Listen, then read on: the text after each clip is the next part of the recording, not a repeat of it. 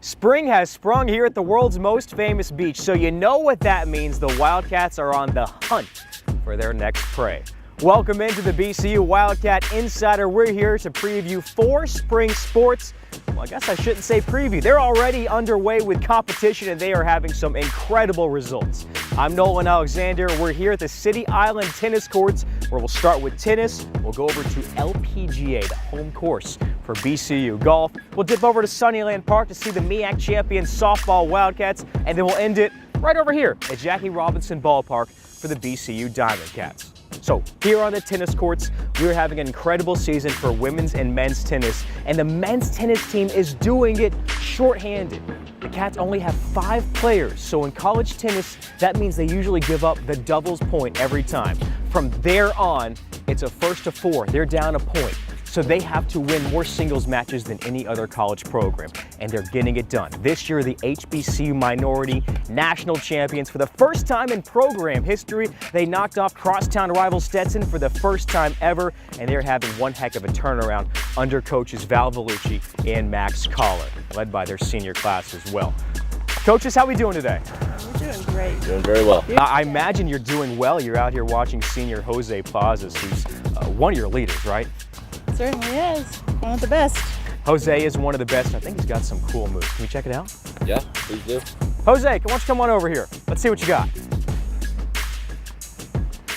Senior Jose Plazas of Cats Tennis. Jose, how's this season been for you? Yeah, it's been really great. I mean, we had a lot of matches. We won important matches so far, and I think we're doing pretty well with 5 players. It's amazing you couldn't get done with 5 Yeah, players. What does that speak to the chemistry of this team? I mean, first of all, it's all about being a family. I think being us together and supporting each other is the first thing that has made a lot of success for us, and then it's just doing our job and giving our best. You've got a lot of devastating skills and shots in the court. Which one's your favorite? I think it's the backhand slice. That's why they call me the Fox. Oh, the Fox. Yeah. All right, Foxy man, let's see what you got. Take us through this backhand slice, all right? All right. First of all, make sure you have a continental grip. This makes sure that you just can hit the ball in front of you. Now, before hitting the shot, you have to take your legs wide and spread so you have your lower base, okay? The first step is taking your racket back. It gives you time and showing that the racket is showing towards the court. After taking your racket back, you give a first left step open and then second right step in front of you. After having your right leg in front of you, you just keep going with the motion, keep your racket in front of you, and follow through all the way in front of you. That's it. Okay, that's it. You got that at home? Jose, let's see it in live action, all right? All right, let's do it. Take your racket back, point of contact, and follow through. Let's go, guys.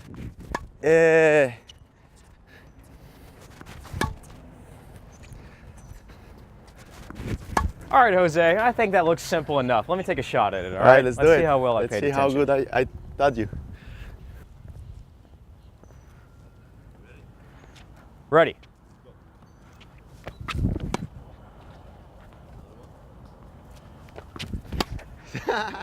That's really good. Jackie, that's a home run, right? That's really good. It's a good drop shot. Woo. Okay, not as easy as it looks. I can't pull off the Fox shot. That was a manatee attempt. Jose, you are the man, the Fox, the senior leader of the Wildcats. You're having a great season. We appreciate everything you've done in your career at BC. Want to give your teammate a shout out today? Yeah, sure. This is Victor Castro. This is the freshman of the year. He has been playing amazing this year, and I appreciate we have him in the team. He doesn't have the Fox shot, does he? No, he's learning it. Jose, best of luck the rest of the season. All right, thank you so much. That's Jose Plazas. I'm Nolan Alexander. Stay tuned. We're going to make the trip over to LPGA to see Yudica Rodriguez, a future pro golfer. Stay with us on the BCU Wildcat Insider Show.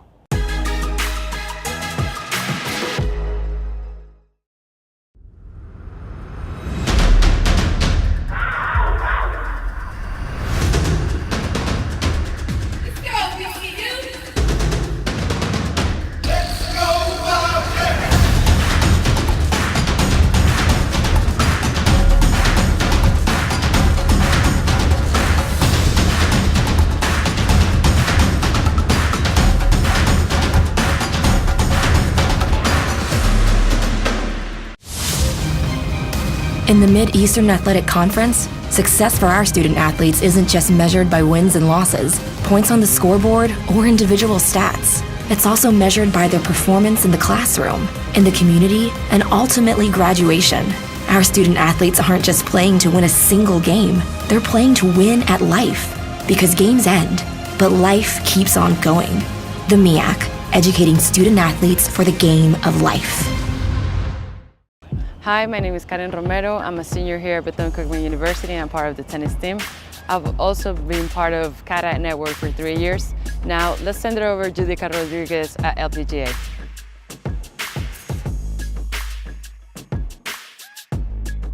You just saw glimpses of LPGA International, home of Bethune-Cookman men's and women's golf, for their practices and then their matches as well. It's a gorgeous day out here, like how it always is in Daytona Beach.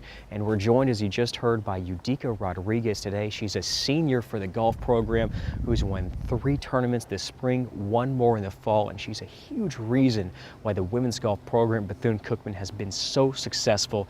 And if you follow golf, you know you gotta win with the short game. You can't just drive it like Happy Gilmore. The greats are able to knock it in. Judica's out here on the course right now getting ready for the HBCU Minority National Championships played at Port St. Lucie this weekend. Let's go see what makes Judica so special.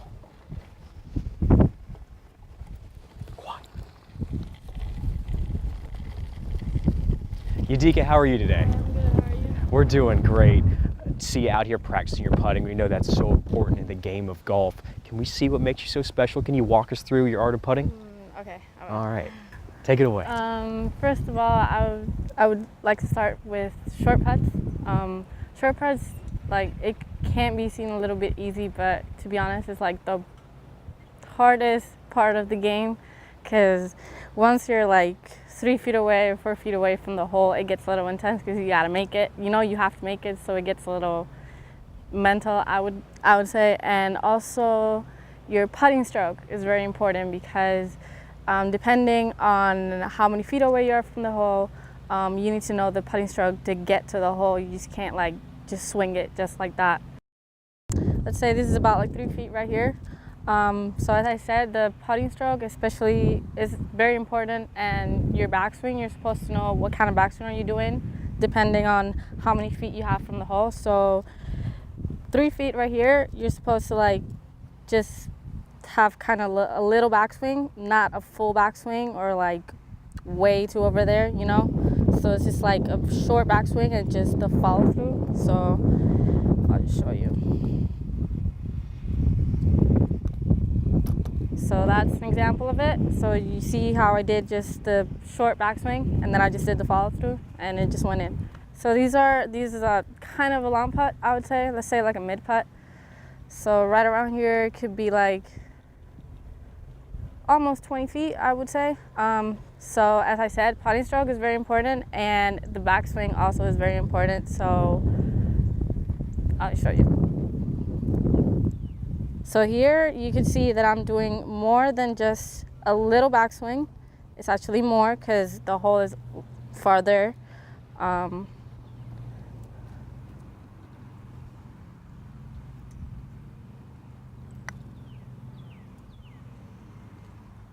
See, so that was a little long, so as you can see. Also, another important thing in putting I didn't mention is keeping your head down. You can't just follow the ball once you hit it, because that'll make the ball just go anywhere or everywhere. Some people do it, but most of the time if you keep your head down and you just do the follow through with your head down, it makes the ball go a lot straighter.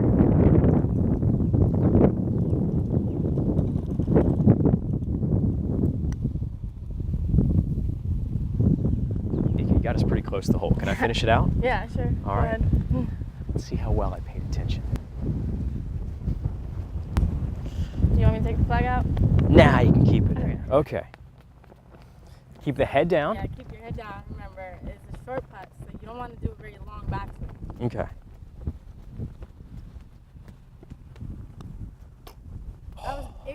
That was in. That was in. That was in.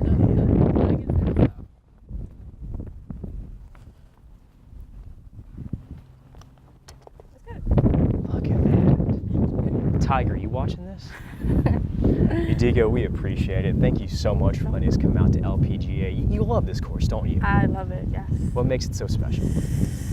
I don't know, I guess the history of it, you know, a lot of professional players play here, especially like from the Symetra Tour, and they used to do the one of the LPGA qualifiers here 2 years ago. I don't know, they stopped it now, but like they used to do it here, so that makes me like a little excited about it, because they're two courses and they're very like, they have their difficulties, you know, but it's very interesting. And I know you have aspirations of playing professional golf. You're very humble about it, but given your success on the courses this year, as we said, 4 tournament championships this year individually, you've led the Wildcats to a handful as well. You're excited about where your future holds in the sport, aren't you? Yes, I am. We'll see about that later. Nah, that's the humbleness of Udika. Udika, we thank you again for being out here. Congratulations on a great season. Thank you. Looking forward to seeing you taking home the trophy again for the National Championships this week. That's Udika Rodriguez, Nolan Alexander here from LPGA with the winds picking up. I think the winds are going to blow us over back on the other side of Daytona to Sunnyland Park, where we'll go meet the defending MEAC champion BCU softball program.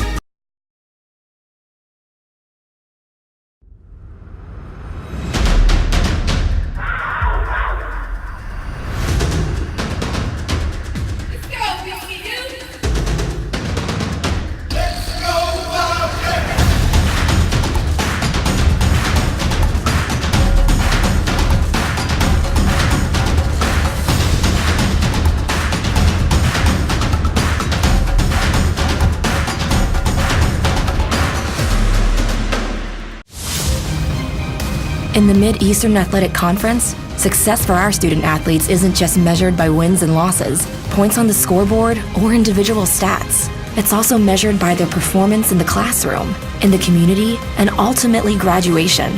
Our student athletes aren't just playing to win a single game, they're playing to win at life. Because games end, but life keeps on going. The MEAC, educating student athletes for the game of life.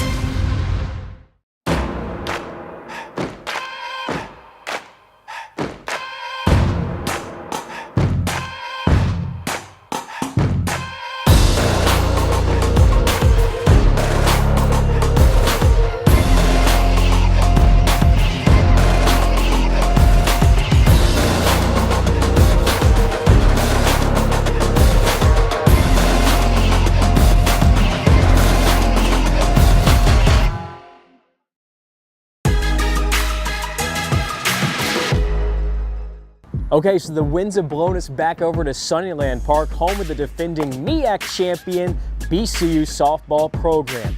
This year, like how golf was, like how tennis was, they're led by senior leadership. The versatile Cheyenne Smith has been able to show it in the field and then in the box as well. She can do just about everything for the Wildcats. Let's go see what makes her craft so unique.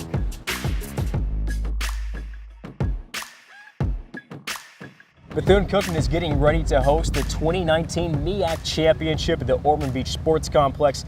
That's starting here tomorrow, Cheyenne. Yes. I know you're excited for it. What's the season been like for you? The season has been a fun, challenging season. I think we have a really strong schedule, and we have been able to grow as a team and faced a lot of adversity. So we always talk about how strong and important this Team 27 is and how it marks 27 years of BCU softball, and we just want to make it as memorable as it did last year. I know you're one of the most versatile hitters in the MEAC, one of the most feared hitters in the conference. You can do a lot at the plate. What are you going to show the audience today? So today I'm going to show you guys 3 different types of slaps. One slap is going to be your typical chop slap, and then we're going to move on to a power slap, something to hit over the infield or a really hard shot to the infield. And then I'm going to break it down and do a couple bunts for you guys. We call that drag bunting. I'm excited. All right, Cheyenne, take it away. All right, thank you. So it's really important to know, as a slapper, there's going to be a box here, and it's really important to stay inside the box. Oftentimes, umpires will look to see if our foot is out, and if we make contact when our foot is here or even right here, we'll be called out of the box. So I would say the most important thing about slapping is making sure your path is constantly straight. You're hitting the front corner of the box before you make contact. So my normal path, I come here, I have a nice, easy, comfortable stance getting ready for the pitch. I bring my hands up, and you'll see I'll twist my foot just a little bit like that. So it opens my hips a little bit to get to the front corner of the box. Then I come here, I'll make contact, and I'll go straight out and run to first. So for a chop slap, what I like to do is when I get to the front corner of the box, I like to tilt my shoulders a little bit to keep a nice, even bat path towards the ball.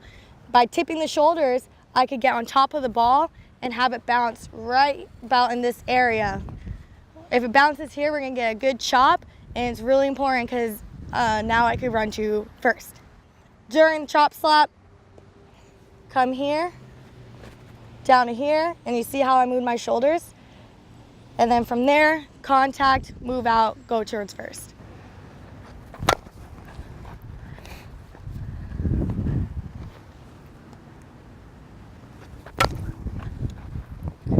See, and that one bounced right there, so that's a good bounce for me. Yeah. So that one was right there too. So I like to have the ball bounce in this area, but also my objective is to get into the 5-6 hole, which is between the third baseman and the shortstop. It's important to get it there because it's harder for them to make a play. And someone like me who has speed, it's better for me to hit in there because it gives me more time to get to first. So a lot of people like to think that slapping, you're just hitting ground balls to them, but it's actually more strategic. It's more getting the chop, getting into placing it perfectly where you need to get in order to beat it out. So next, when I usually do a chop slap, it's just me beating it out, me trying to get to first, try to cause chaos in the infield. But we're gonna move on to a power slap, and what I like to do power slap is when the infield thinks I'm gonna do something dirty, like I'm gonna bunt it or play my short game. But when I do power slap, it's when they're all coming crashing in, and I try to power over their heads, make a little blooper behind them, or just power through them on the ground. It's really important to have these two key assets because you don't want to constantly be playing short ball or else they're going to just try to eat you up, try to be in your face. So I really like having a strong power slap to hit it over them so they never know exactly what I'm going to do. So with the power slap, I explained on my chop slap to move my shoulders like this at an angle. But on my power slaps, you're gonna see that I keep my spine angle very straight, and it helps create a line drive effect. So right now, I'm gonna still get to the front corner of the box, but you'll see the difference in my spine angle.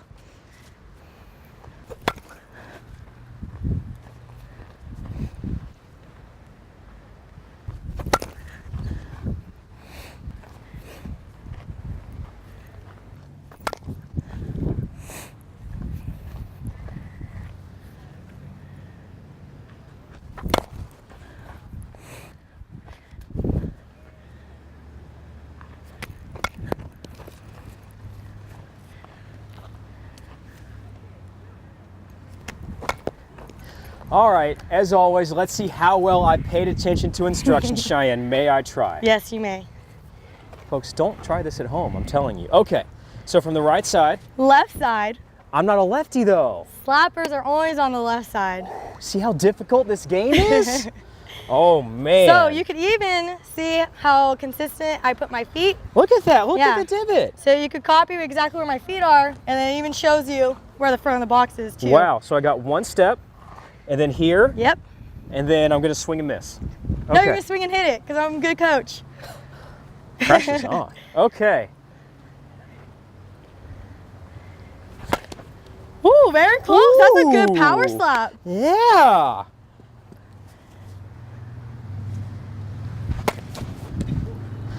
Apparently, I've got a vendetta against Kelly Montalvo, our assistant coach. One more. 3 for 3.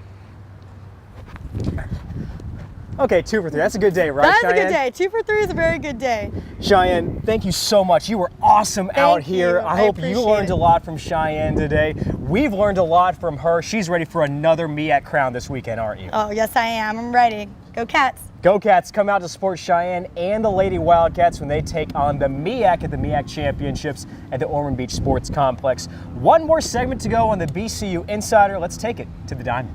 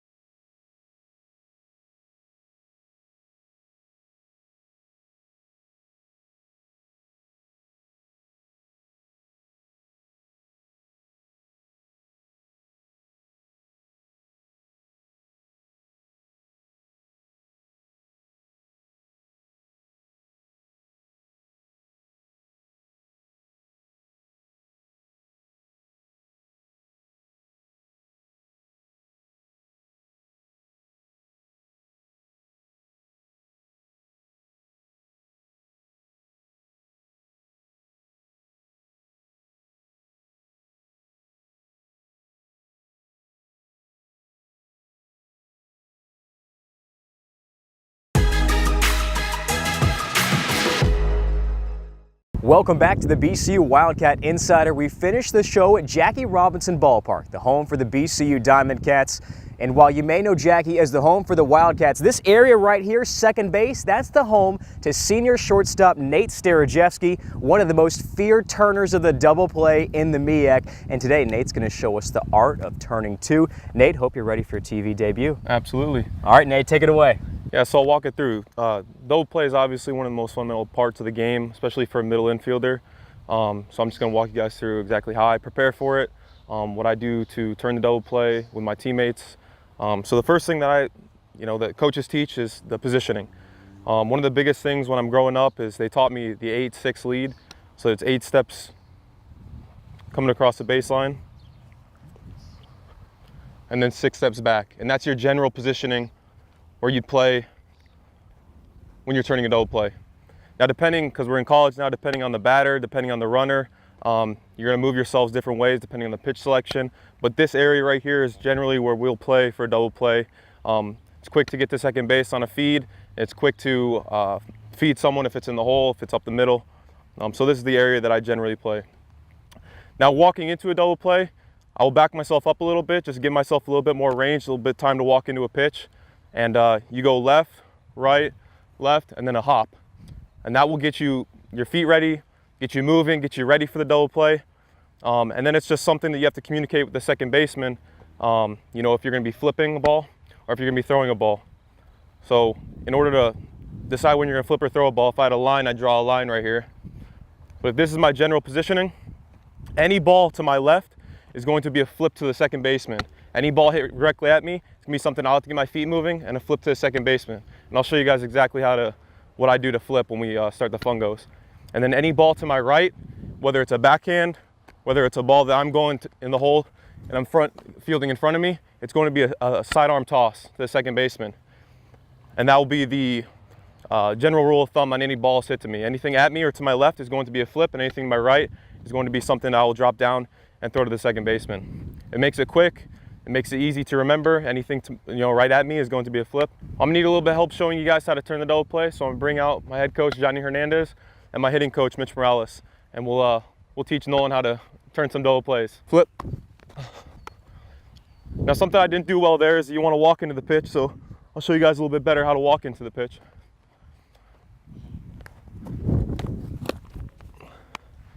And the ones to your right, something that's important is when you're fielding up to the ball, you don't want to throw the ball from where you field it. You want to clear your hips and give you, an angle for your arm to come through. And you can hit one more over here and I'll show it better.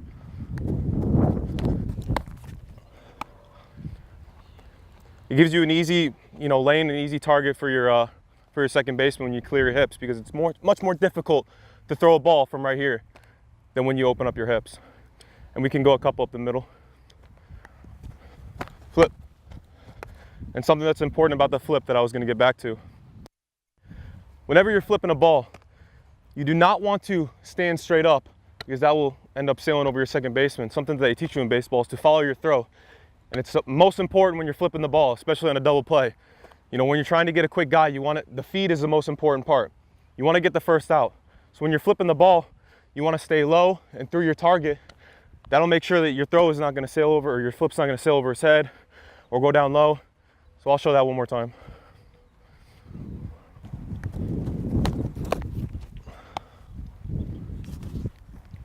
It's easy as that.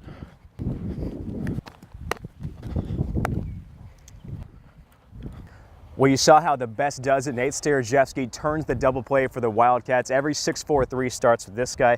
Nate, can I take a crack at it, see what I can do? Absolutely. Let's see what you do. We're gonna move Nate over to second base now, where he started. All right, so we got the 8-6, right? 8 steps? Yep, 8 steps. And about 6 steps? 6 steps back. Don't try this at home. Now before he hits it, walk into it. Get yourself some momentum. There it is. Look at that. Division I overnight.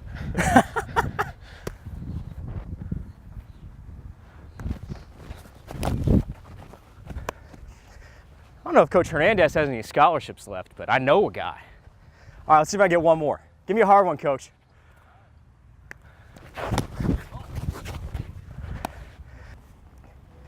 Nate, that was a lot of fun. I know I learned a lot. I hope our audience did too. You did great out here.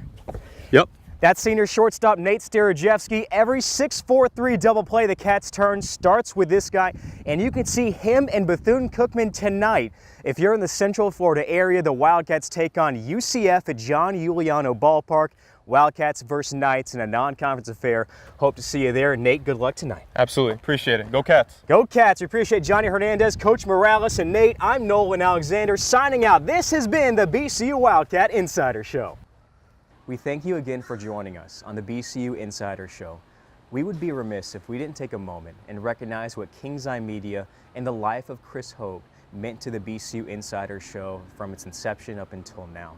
Chris and Amanda gave so much of their lives to this show and has made it what it is today. So thank you again, Chris. Thank you, Amanda.